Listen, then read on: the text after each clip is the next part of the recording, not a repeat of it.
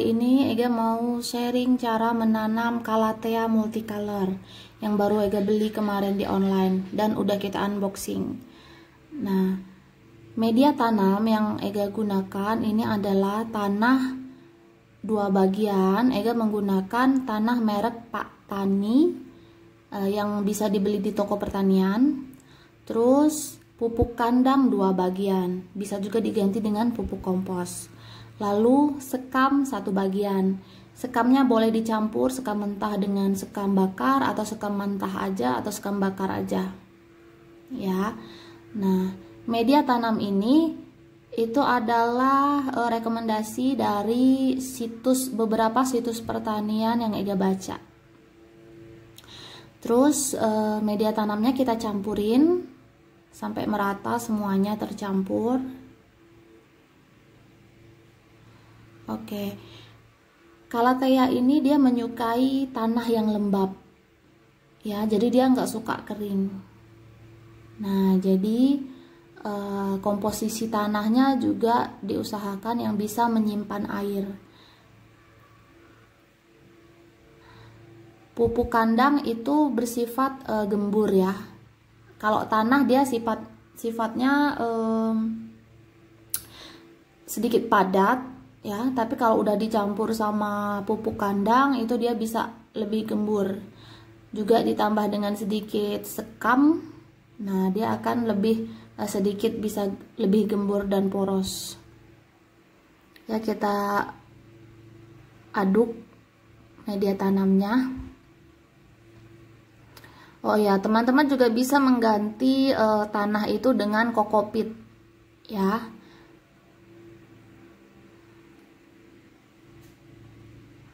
Nah, untuk musim kemarau itu mungkin boleh diganti kokopit, ya, atau ditambahkan kokopit supaya dia lebih lama lembab, ya, nggak cepet kering tanahnya. Nah, kita aduk terus sampai merata. Oke, kalau udah kita siapin potnya. Nah, ini Ega gunain pot yang ukuran 17. Seperti biasa, Ega suka mengalasi dasar pot itu dengan coco fiber untuk menutupi lubang-lubangnya pot, ya, biar tanahnya nggak keluar. Nah, itu lubang bisa diganti untuk menutupinya itu biasanya orang suka pakai batu bata atau bisa juga dengan arang, cuman Ega nggak punya. Ega cuman yang lebih mudah didapat itu ya coco fiber, bisa beli di toko pertanian.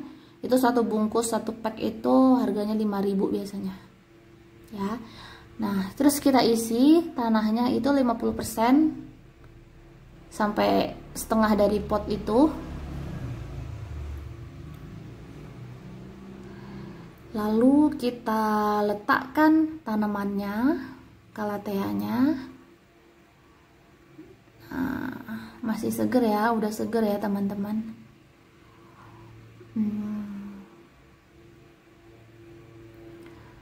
Calathea ini Ika suka banget karena warna belakangnya itu, bagian belakangnya itu merah, cantik deh. Dia itu kalau malam dia itu menutup loh. Makanya Calathea itu tuh sering disebut juga prayer plant atau tanaman doa, karena dia itu menutup gitu loh, menutup gitu. Kalau malam kan udah matahari udah tenggelam, nah dia menutup. Nanti kalau udah mulai pagi dia membuka lagi kayak gitu. Nah, kita tutupin lagi bagian sampingnya dengan tanah.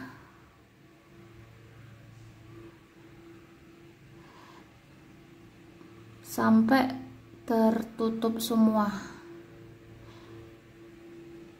Calathea ini sering masalah itu kalau dia itu nggak suka udara yang kering, ya. Kalau dia udaranya itu udah kering, nah itu dia daunnya itu jadi kuning kering di bagian pinggir.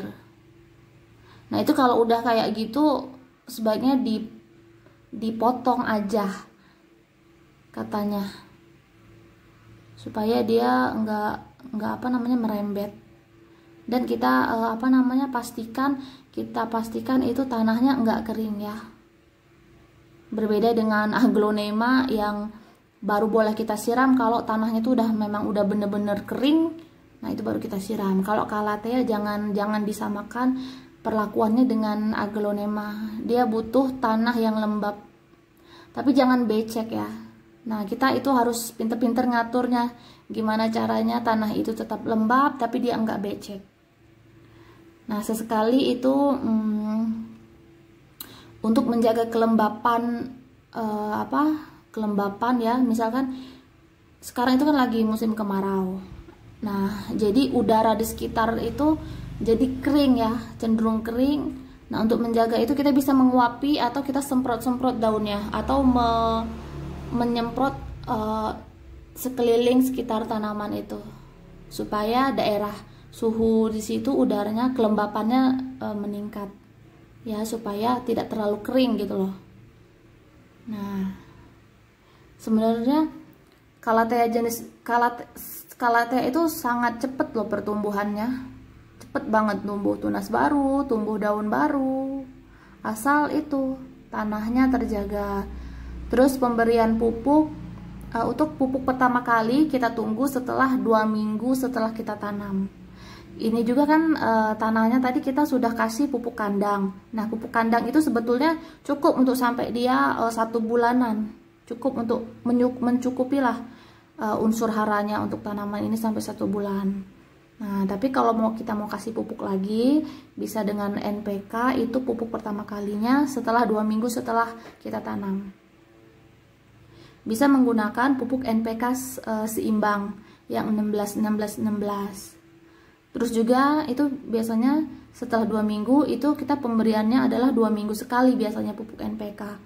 Nah bisa juga ditambah dengan growmore. Biasanya kita suka kasih growmore yang N-nya tinggi, yaitu yang 32-10-10. Nah itu kasihnya seminggu sekali, disemprotkan ke daun. Semprotinnya ke bagian belakang daun ya, karena letak stomata itu di bagian belakang daun gitu. Gitu aja perawatannya guys. Nah itu biasanya ya kalau udah dikasih disemprot growmore itu daunnya itu akan cerah dan kuningnya itu mengkilat gitu loh. Permasalahan dari calathea ini adalah sering banget itu pinggiran daunnya itu menguning ya. Itu kalau misalkan dia kurang siram air atau udara itu memang lagi kering, itu pasti itu pinggir-pinggir daunnya itu jadi kuning deh. Nah jadi untuk mengatasinya ya kita harus menjaga kelembapan dan penyiramannya harus rutin setiap hari gitu.